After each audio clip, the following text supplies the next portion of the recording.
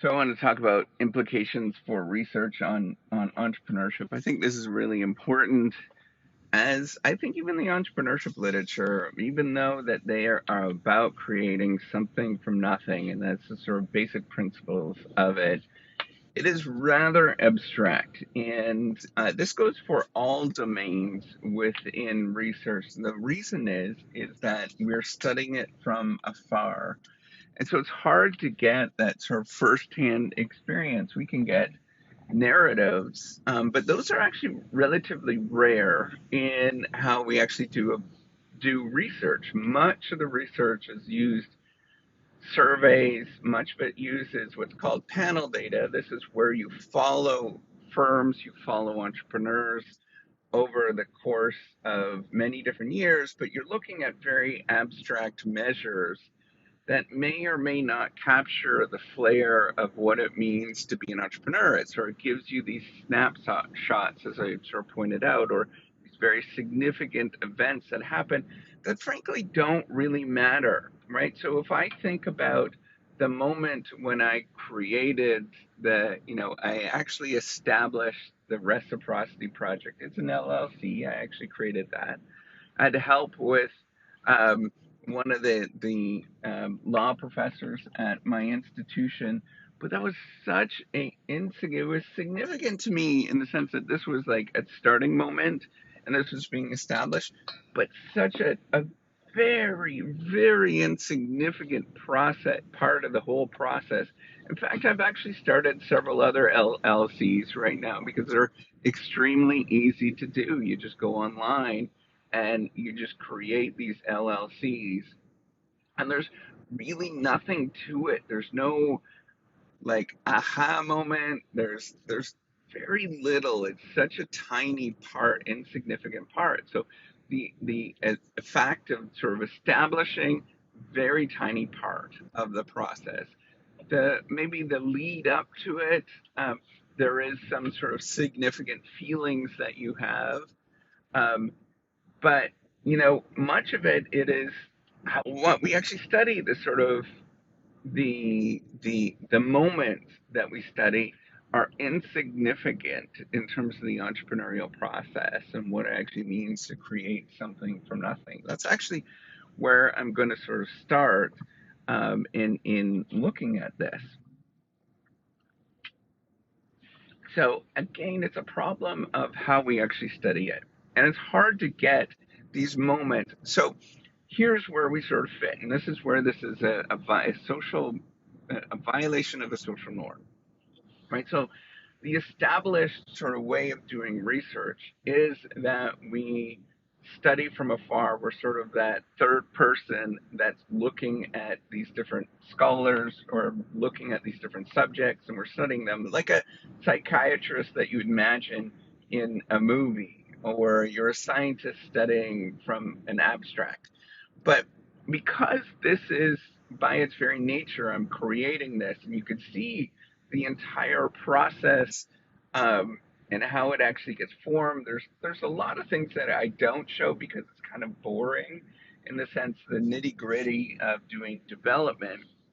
But you can get a sense by watching the YouTube videos of the sort of evolving evolution of what happens, and then you can sort of get a sense of what is going on by doing that. And that this is such a peculiar thing to do, create as an academic, as a researcher, create a entrepreneurial endeavor such as the Reciprocity Project, that it just doesn't get shown. And the ones that actually have created a entrepreneurial endeavor, they are not upfront. It's not a public thing. It's not in the public domain. It's actually created sort of behind the scenes or with the significant help of the institutions themselves. So you'll see various different people that are professors within academia that have started innovative or entrepreneurial things. There are some people that have actually done that, but with the significant aid of doing entrepreneurship within the university. And that's a really different thing. That is very much an intrapreneurship sort of story where their university sort of it's part of the process, right? It is well established that they're assembling different committee members together. It's a very different thing and much more sort of different beast, but it's really, it's still very similar in a lot of ways. But you don't get the sort of sense of creating something from nothing by observing what actually happens. And, I could think of various different individuals that have done this, and they've done a really good job. It's really exciting to see some of these things. But how you feel and what you go through is not documented. It's not out in the front. So I think like as a sort of research subject, this is where it's interesting, right? So it's very introspective in a lot of ways because this is entrepreneurial, but at the same time, it is sort of like, okay, I'm a researcher. I'm viewing this in a different way. Remember the last chapter, I sort of discussed how, much of research, I thought this would be sort of systematic. I thought it would be well informed based on the research that I actually know. And in fact, it's not very well informed. It's not necessarily something that I can say, hey, this is what I'm going to do, right? And the part of the reason is because we don't have any of these sort of first person narratives. We don't have, the over time what happens sort of documentation of this. I think this is the only case, the only scenario that I know of that this is out in the open where you can actually see the sort of development of entrepreneurship over the course of a long run, where you sort of see somebody evolving over time. And that's because we have the sort of nature of social media.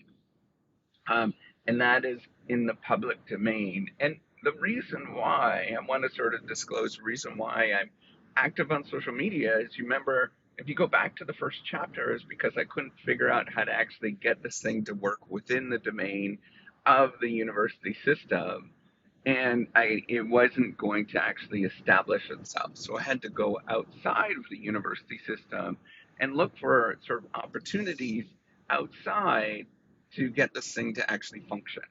And that has been one of the sort of challenging parts, is actually using, um, you know, navigating around my regular job. And this is more of what's called hybrid entrepreneurship. And I think that is maybe the first sort of contribution here to think about, is that this is a sort of established way, or a way to do hybrid entrepreneurship. And what that is doing kind of moonlighting and looking at, there's this idea within entrepreneurship that and it's, I think it's because the way we actually study it. I think much of this is because of the way we study it, is that you have to go from, you have to go from employee to entrepreneur. But there's this kind of middle ground that the vast majority of the economy actually does now, when they're doing entrepreneurial things.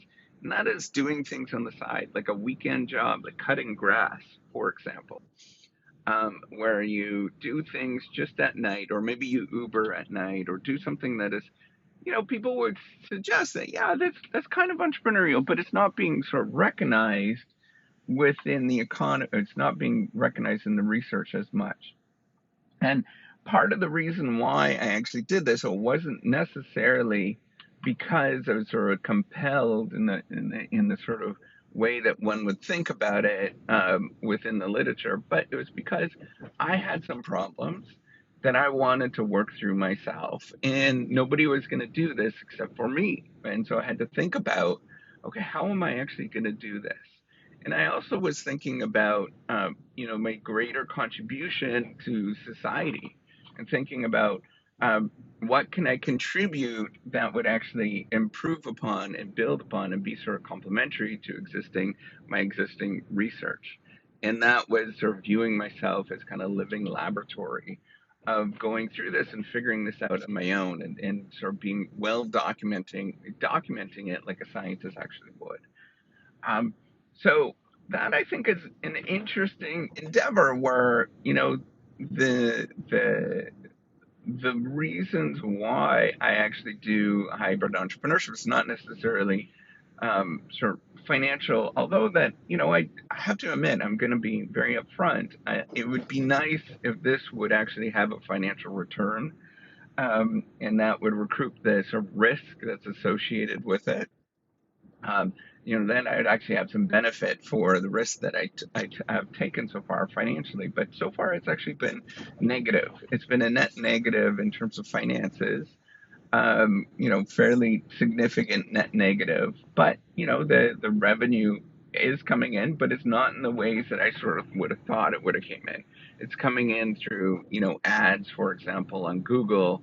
Some of the platforms are very small amounts where there's revenue coming in. And on the platform itself, on the reciprocity platform, there's no revenue that's coming in. So if you were to measure this from an entrepreneurial standpoint, the way that we normally measure entrepreneurship is that this would have been this would not count within entrepreneurship, because the normal way that we look at that is the amount of revenue that is bringing in.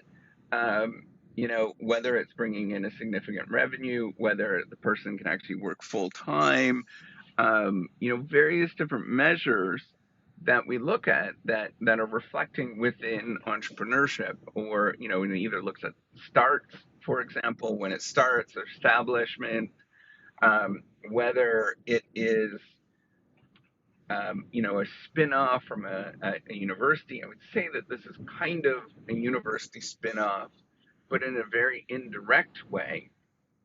That there's just a lot to that this doesn't quite fit in within it. And the closest is maybe hybrid entrepreneurship, but it doesn't necessarily count because it's not bringing in any significant revenue, even though that I've put it up front, a large amount of revenue up front. And so this would be discounted. It maybe would be considered an entrepreneurial failure at this point.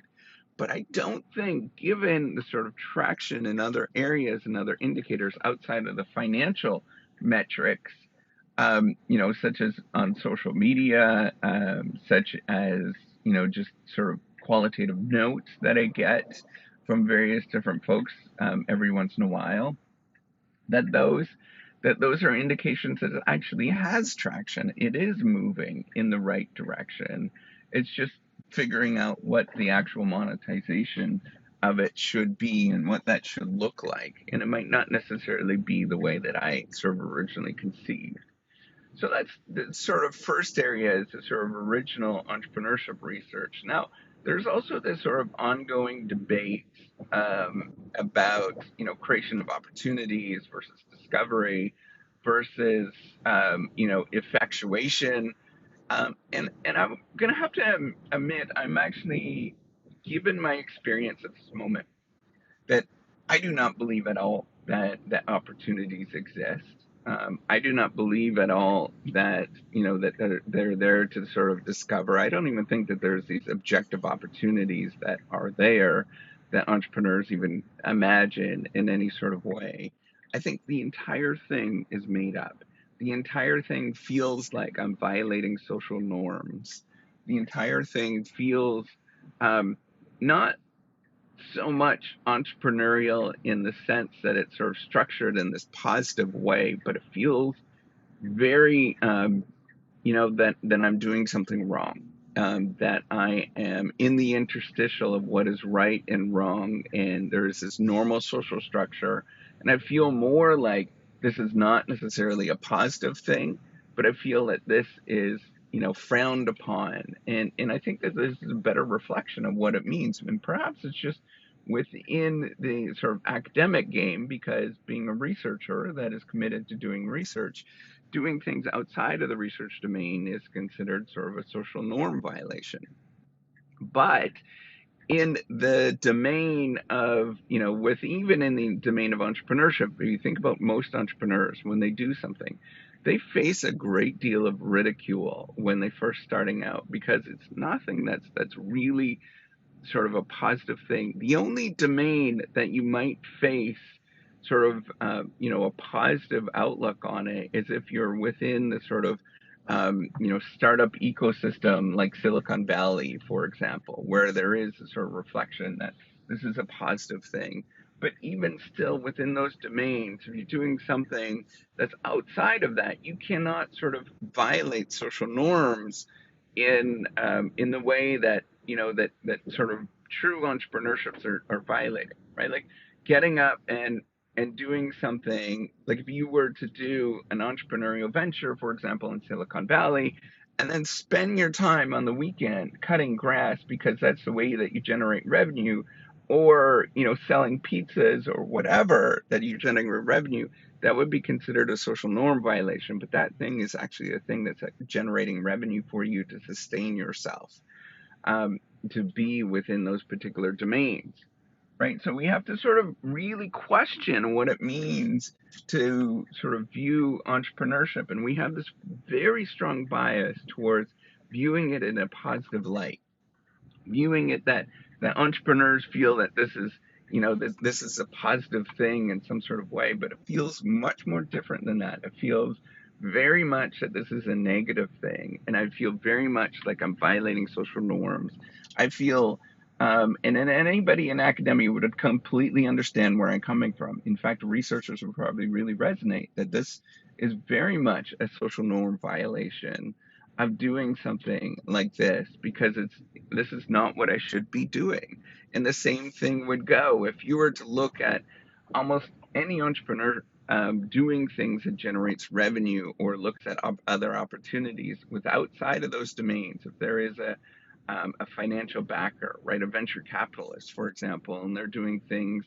I think about the story of Airbnb, right? So the two founders, I'm blanking on their names. They actually sold when they started. Airbnb was not working, and the way that they generated revenue is they sold cereal boxes during a political campaign.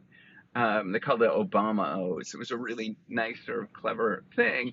Now, most people would say that, hey, you're wasting your time. What you're doing is a terrible thing. But I believe it was Bill Gross who started, that's part of one of the accelerators that they were in, recognized what they were doing as like, hey, they're actually generating revenue. They're doing the right thing. And it doesn't look the way that we sort of conventionally think about entrepreneurship, but they actually were doing the right thing. They were doing things that were scrappy within what they can actually do. They were doing what is called bricolage by pulling things together that didn't exist before and recognizing that they just do the things that are at their fingertips. And so this is a really practical way to view it and how we do things. It's a very humble way, I think, rather than viewing entrepreneurs as sort of heroic, and they're sort of pursuing these God-given opportunities, or they're creating these sort of beautiful benefits for opportunities, all these sort of positive ways that we view entrepreneurship.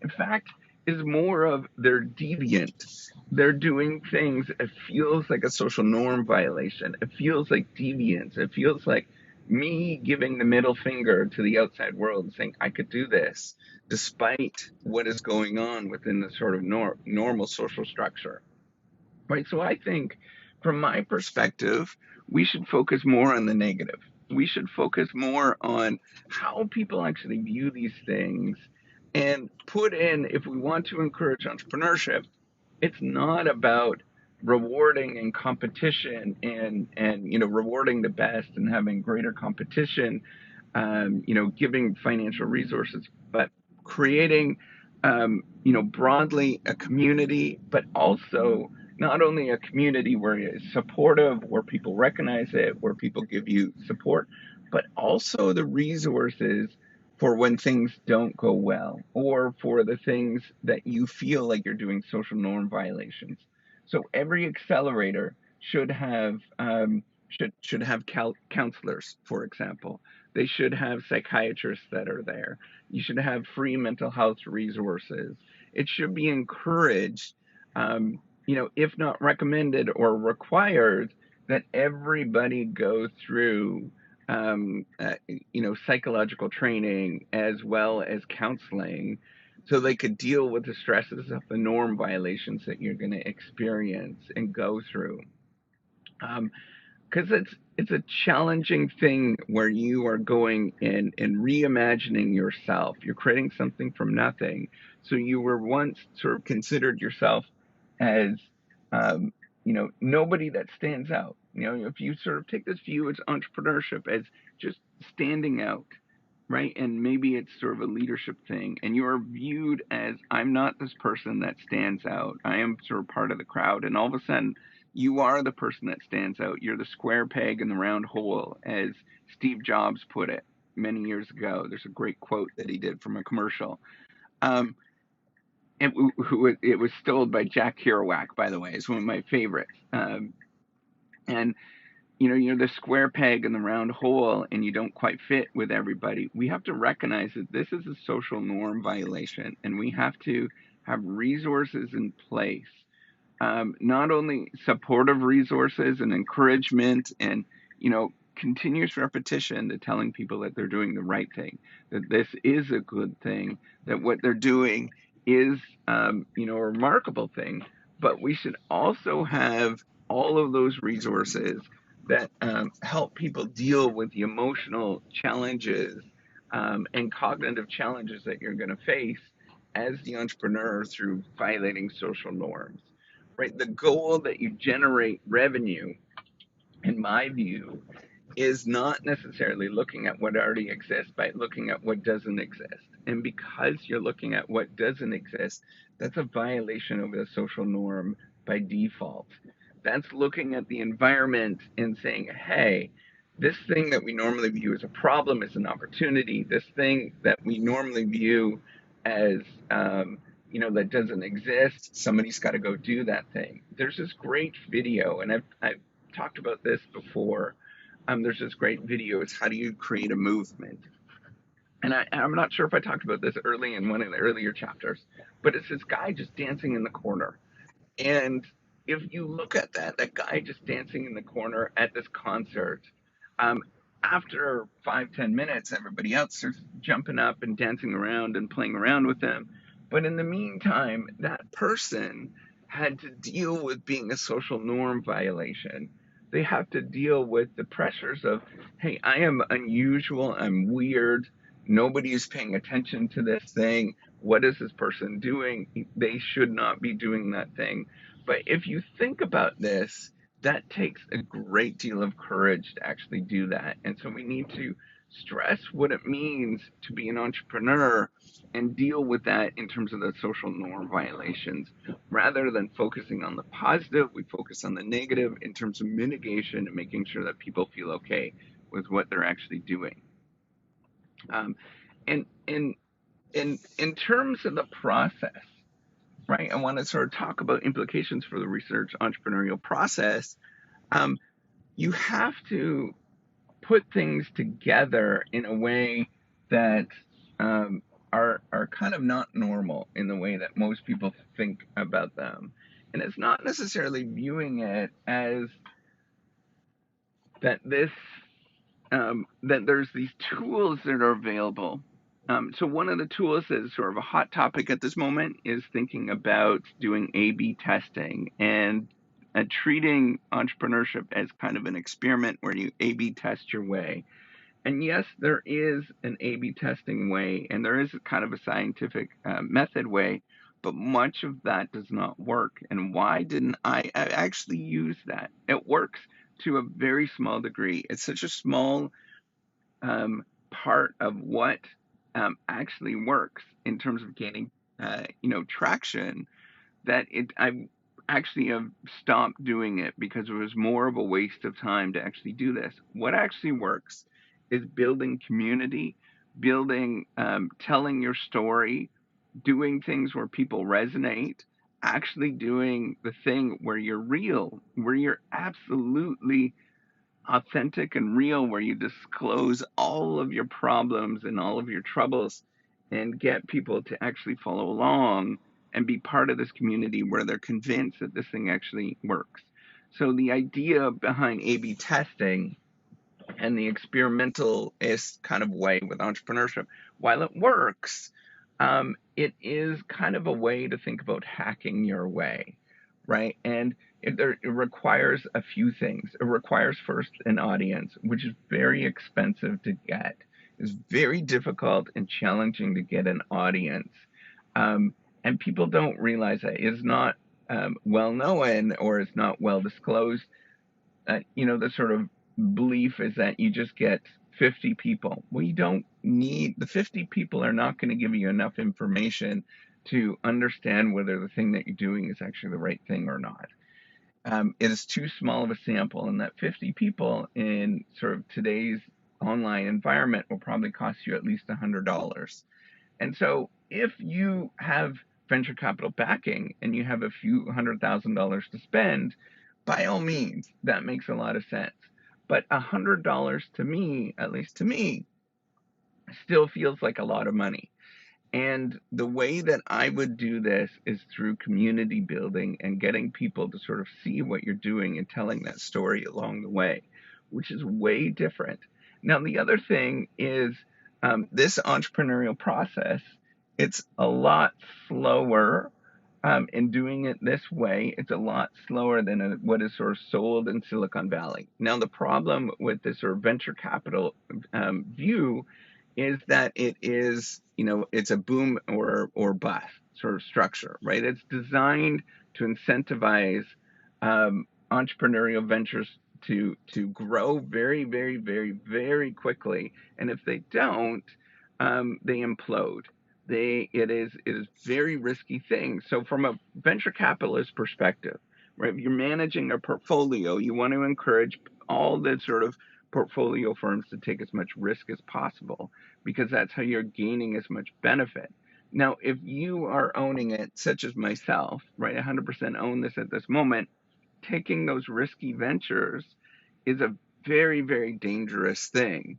If I was to invest, if I would put $200,000 of my own money, right, if I mortgaged my house, for example, I would have probably lost this entire venture and I probably would have been divorced. I guarantee I would have been divorced. I guarantee we would have probably lost our home at this point. So it's a very risky thing to do that, and I would not encourage it. I would encourage much more of a slow and steady of figuring out what your pace is, given the resource demands that you actually have. So remember, I'm doing this kind of on my own in between all of the time and effort to do research, my regular job. Now devoting that much resources, I would have had to have quit my job. I would have had to have done a lot of drastic things, which probably would have required me to move to probably San Francisco to Silicon Valley. And there's lots of things that are there that are very risky and very, very sort of prone to error along the way. So that pursuit, that approach, um, is I would not recommend it at this point. I would recommend the slow and steady and viewing yourself building something, say over the course of 20 years or a decade or however long it takes, where you gradually build a community, where you gradually build people that love what you do and see and think in the ways that you're seeing and thinking, and that requires an awful lot of work over the long time. And perhaps this is more risky because it requires more work. I don't feel it feels that way, though. I don't have that same sort of emotional. If I was to put out $100,000 for my remortgage my home, I would really feel that, and I would behave completely differently, and I would be a lot more panicky. And I guarantee my wife and I would have been divorced by now. So, in terms of doing the entrepreneurial process, the slow and steady. And now the other problem is with that sort of experimentalist approach and the venture capitalist approach, or part of an accelerator, for example, you don't have those financial resources available, and you also don't have the audience. You don't have, and this is the major problem I think with entrepreneurship, particularly digital economy entrepreneurship. It's not the that the thing is not the product that matters. It's the audience. It's finding that community, that group of people that you resonate with and that resonates with you. And that is a far more challenging thing. And that just simply requires you to get up and to do all these kind of things that I've been doing in terms of, finding your audience on social media, finding your audience on podcasting, finding your audience um, on all of the different digital platforms that exist. And now, why do I encourage you to do this? You're going to need to do this anyways. Airbnb, for example, has an audience. People recognize it. Duo has an audience. All of these, Uber has an audience. You need to find those clients. You need to find those people that resonate with what you're doing and serve them. Now there's another thing that people don't realize is that audience doesn't necessarily know what they want either, right? And so you're discovering and trying to grapple with trying to figure out not only who is this audience, who is this sort of group of people that you're helping out, but also what they actually want, and seeing if it's actually viable with what you're doing. And all of this is very much an endogenous process where you need to actually have this audience first. You need to have a group of people that believe in what you're doing before you do anything. Remember, if you're building something from nothing, you don't necessarily have anything. When I started this, I had like 200 followers on LinkedIn. Now I have a few thousand. I think I have almost 3,000 on LinkedIn. On YouTube, I had 0. I remember the first person that joined my YouTube channel was a developer for reciprocity, where I was paying them a bunch of money. Now I have like almost 16,000. On TikTok, I remember the 8th person, and I remember it being stuck there forever at 8. And me sort of working at this thing and sort of figuring out, okay, what do I do? How do I do this? So building that audience, on podcasts. I still have a relatively small podcast numbers, but I'm nearing 5,000 downloads, which is small, but I've been doing this for 2 years at this point, and it is growing. There's an audience, and thank you, by the way. Thank you all for following along and seeing what is happening. But you can see, I can't get people, I can't do anything unless I actually have an audience. And so if you were to go into a venture capitalist and you built this large audience, it's far easier to find investors when you actually have something that people see and they understand what you're doing. They might have seen you already. That is a far different journey to actually get there than it is um, to think about going into venture capitalists, for example, or going into any investors and asking for money when you have no resources. So I would encourage you to do this, encourage you to build an audience. And how do you do that? You just talk about things that are interesting to you. You talk about your life. You go through it, and you are very open about everything. You tell them everything that is going on. I mean, obviously, I don't say a lot of my private stuff, but all of the things that are appropriate or the things that you're open and honest about. And you start just disclosing those things. All of your frustrations, all of what is going on, all of that stuff is very important to other people. Because that's what real people want, is people that they actually, I don't make friends with people that don't feel like real people. One of my radar things that come up now is I need to make friends with people that feel real and that I actually understand. That is a way that I understand that those people are actually doing good things. So I want you to sort of imagine yourself, how do I go about making friends? How do I go about building a friendship? And I want you to imagine entrepreneurship less in the sense of these opportunities that are there to be extracted. There's this idea of value creation and value appropriation, or, yeah, if instead of viewing this as like you are creating value, you're creating these opportunities, you're extracting something, it's a transaction, all of these sort of terminologies that are used within the entrepreneurship research sort of views things in an icky way. I would view it in an icky way. I don't like those sort of terminologies. I don't have a good terminology to explain what is going on here, but it's closest to building friendships, closest to, um, finding real people, closest to what it means for me to actually build or be part of other people that understand who I'm about, and I understand what they're about. That is far different. And if they can help, subsidize or pay for different things along the ways if they choose to, right? And if they don't, then that's fine, right? That's them being like, that's totally normal. I would do that. So I want you to view entrepreneurship completely differently, and this is far different than the sort of entrepreneurship research. This is a lot less. Um, this is a lot less instrumental. This is a lot less sort of extraction based. This is a lot less sort of financial based. But this is more of, how do we actually get people to know, trust, and like you, and build something from nothing. And if you go into these transactions in this way, I think you'll have a lot more longevity than you would going into it thinking, I'm going to build this opportunity and extract value from this opportunity. I have no doubt that the Reciprocity Project will live on far beyond when I'm actually passed away. And I think that is a better way to sort of view the world than thinking about how can I extract value at this given moment.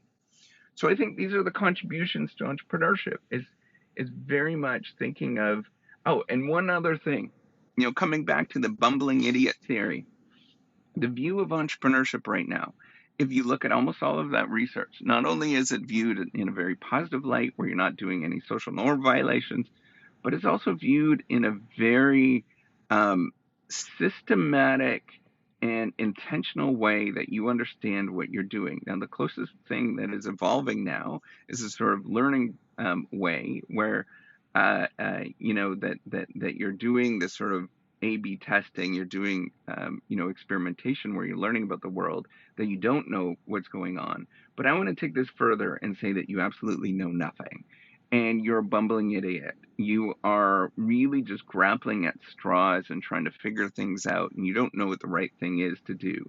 You might do experiments for a while and realize they don't work, and then you switch on to something else. You might try to build a community, and you realize after a few years you can't build a community, so then you find something else.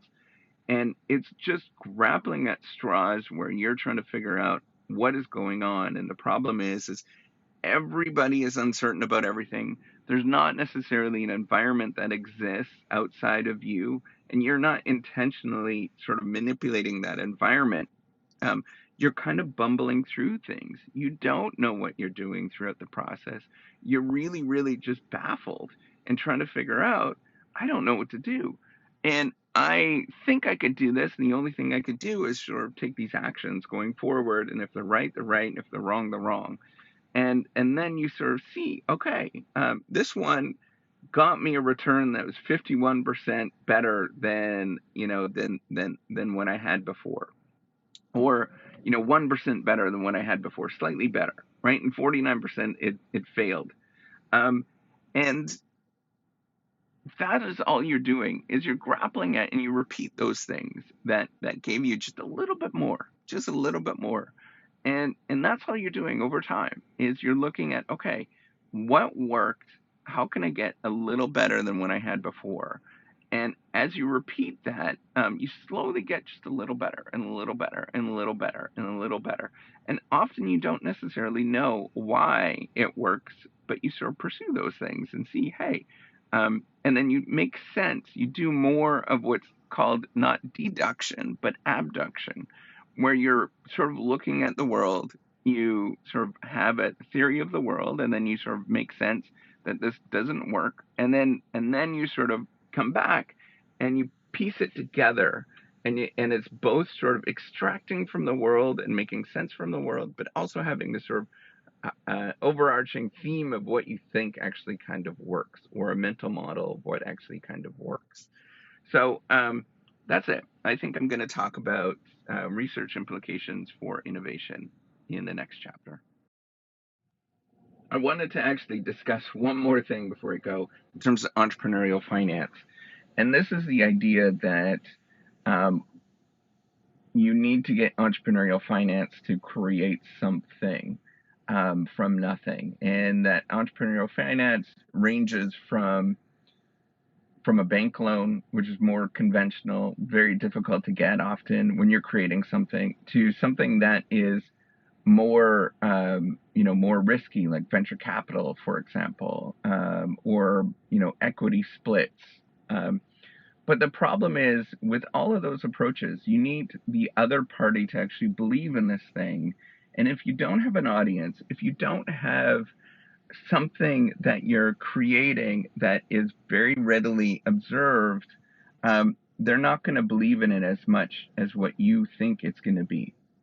Now, the other thing that you have to realize is that um, getting this financing is very difficult, but also on the other end, that is very risky.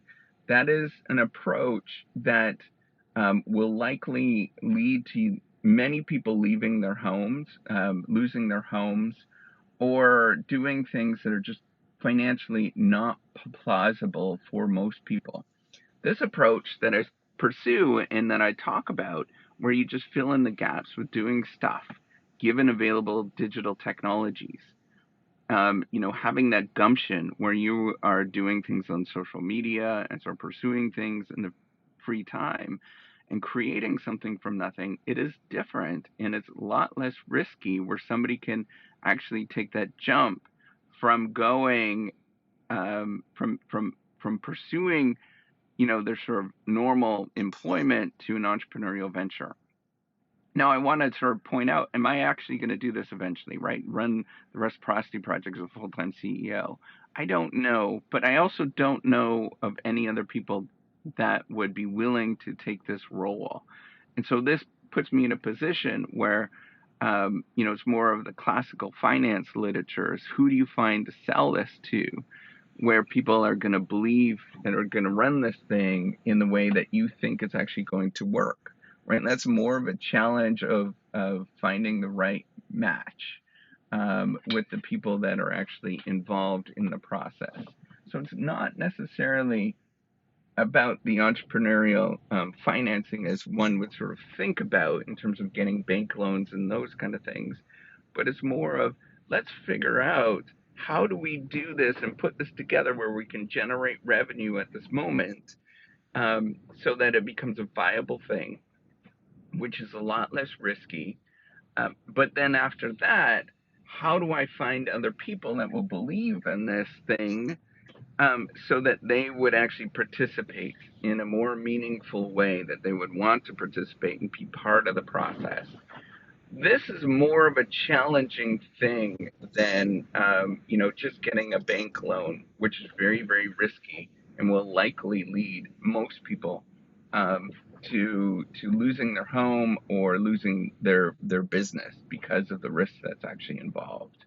So if you take this sort of slow process, you have to understand that it's going to become part of your identity and what you're doing, and then you have to figure out how do you detach from that where it becomes part of your identity so that other people can participate and to grow this organization, to grow the business in a more meaningful way. It's a lot more challenging than one would think. So I think about cases that are like this, Khan Academy, for example, and the Hank brothers, right? The sort of YouTubers who have created a business. If if any of those folks would not be part of the process, then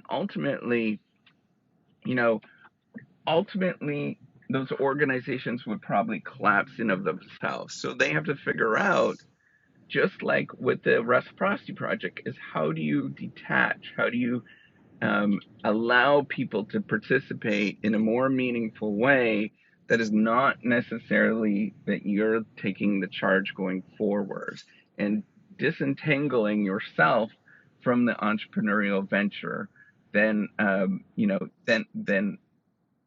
than having yourself participating in it. So this is the challenge with one faces with this approach of sort of growing things slowly. It becomes part of your identity because you view yourself as violating those social norms, and you've had to sort of imagine yourself in this sort of way, and then it's hard to detach such that other people can participate in a more meaningful and an engaging way.